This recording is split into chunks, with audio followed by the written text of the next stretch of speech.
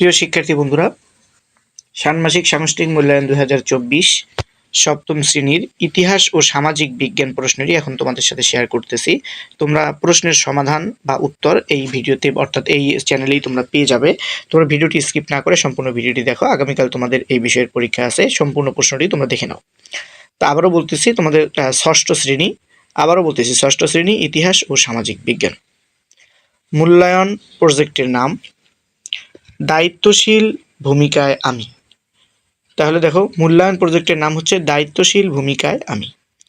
আমাদের চারপাশে নানা রকম মানুষের বসবাস, তাদের নিশ্চয় পরিচয় রয়েছে। আমাদের ক্লাসের প্রত্যেকেরই আত্মপরিচয় রয়েছে। এই পরিচয় রয়েছে সাদৃশ্য ও বৈচিত্র্য। আমরা মূল্যায়নের প্রথম কাজটিতে জোড়ায় সহপাঠীদের আত্মপরিচয় অনুসন্ধান করব। এরপর অতীত ও বর্তমান সময়ে মানুষের জীবন ও জীবিকা তুলনা করব। সেই সাথে ভৌগোলিক পরিবেশ মানুষের জীবন ও জীবিকা শনাক্ত করে তুলনা করব। অবশেষে সমাজের নানা রকম আত্মপরিচয়ের মানুষের সাথে মিলেমিশে থাকার জন্য করণীয় বিষয়ে একটি প্রতিবেদন লিখব। এবার আছি কাজ 1।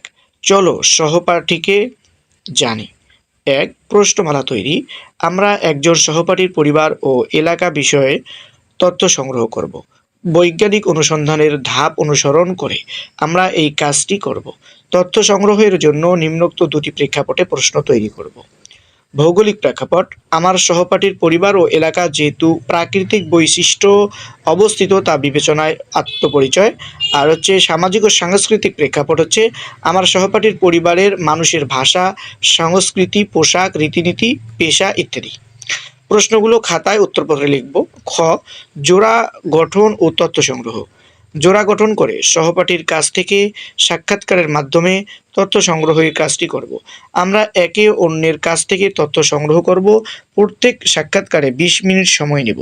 ফলে দুটি সাক্ষাৎকার 40 মিনিটের মধ্যে শেষ করব। এজন্য আমরা সহপাঠীর কাছ থেকে অনুমতি নেব। শেষ করার পর নিচের সতীর্থ মূল্যায়নের ব্লুবক্সটি খাতায় লিখে পূরণ করব। গ.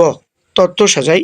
প্রাপ্ত তথ্যকে বিশ্লেষণ করে উপরে উল্লিখিত দুটি প্রেক্ষাপটের সহপাঠীর আত্মপরিচয়ের বিবরণ লিখি। ঘ. সতীর্থ মূল্যায়ন। পুরো কাজ শেষে আমরা সহপাঠীর কাজের মূল্যায়ন করব। এজন্য নিচের ছকটি আমরা খাতায় তুলে কাজটি করব। সতীর্থ মূল্যায়নের রুব্রিক্স। আমার সহপাঠীর নাম, ইউনিক আইডি বা রোল নাম্বার। মতামত, হ্যাঁ নাতে টিক চিহ্ন দিতে হবে। হ্যাঁ অথবা নাতে টিক চিহ্ন দিতে হবে। 1. আমার সহপাঠী অনুসন্ধানের জন্য বিষয়বস্তু নির্ধারণ করেছে। প্রশ্ন, হ্যাঁ অথবা না। তারপরে 2. আমার সহপাঠী অনুসন্ধানের জন্য সুনির্দিষ্ট প্রশ্ন উপস্থাপন করেছে। তারপরে 3. আমরা সহপাঠী প্রশ্ন থেকে মূল বিষয়গুলোকে খুঁজে বের করেছে। 4. আমার সহপাঠী তথ্যের উৎস নির্ধারণ করেছে। 5. আমার সহপাঠী তথ্য সংগ্রহের জন্য প্রশ্নমালা তৈরি করেছে। 6. আমার সহপাঠী সাক্ষাৎকার গ্রহণের জন্য সহপাঠী আমার কাছ থেকে যে অনুমতি নিয়েছে। 7.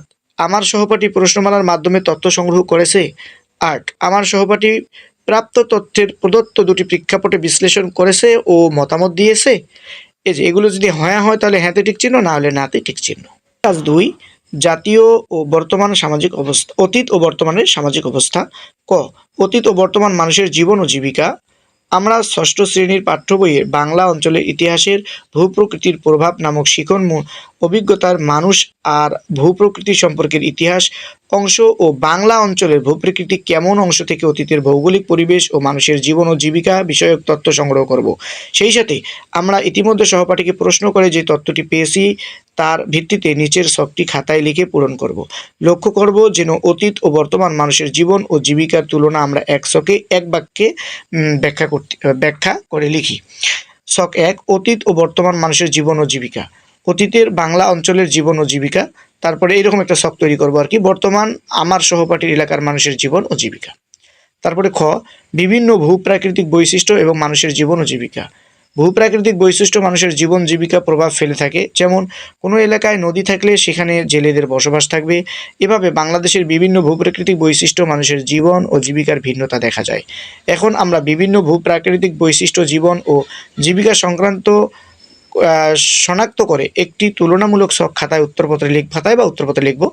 এই জন্য পাঠ্যপুস্তকের বাংলা অঞ্চলের ইতিহাস ও ভূপ্রাকৃতিক প্রভাব থেকে প্রাপ্ত তথ্য, জোড়ায় কাজে সহপাঠী থেকে প্রাপ্ত তথ্য এবং আমাদের চারপাশের ভৌগোলিক পরিবেশ পৃষ্ঠা 62 অর্থাৎ বইয়ের পৃষ্ঠা 62 অংশ থেকে প্রাপ্ত তথ্যের ভিত্তিতে আমরা কাজটি করব। এবার কাজ 3, দায়িত্বশীল ভূমিকায় আমি।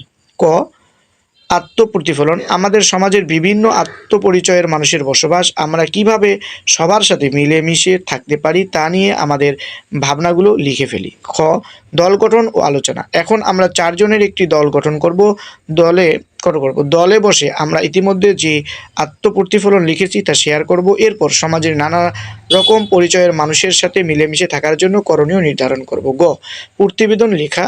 এরপর প্রত্যেককে দায়িত্বশীল ভূমিকায় আমি শীর্ষক একটি প্রতিবেদন লিখব। প্রতিবেদনটির নিচের বিষয়গুলো আমরা উল্লেখ করব। 1, প্রতিবেদনের বিষয়। 2, সমাজের নানা রকম আত্মপরিচয় মানুষের সাথে মিলেমিশে থাকার জন্য আমি কি করতে পারি তার তালিকা করব। 3, আমি কি করতে পারি তালিকা থেকে যে কোনো একটি কাজ কিভাবে বাস্তবায়ন করব তা লিখব।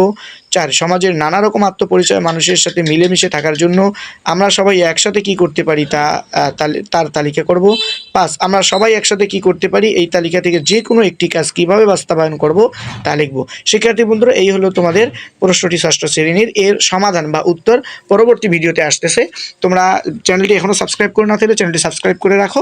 পরবর্তী এই ভিডিওর উত্তরগুলো নিয়ে ভিডিও আসতেছে। তোমরা কিভাবে এই উত্তরগুলো লিখবে কাগজে সেই নিয়ে ভিডিও আসার সাথে সাথে তোমরা নোটিফিকেশন পেয়ে যাবে।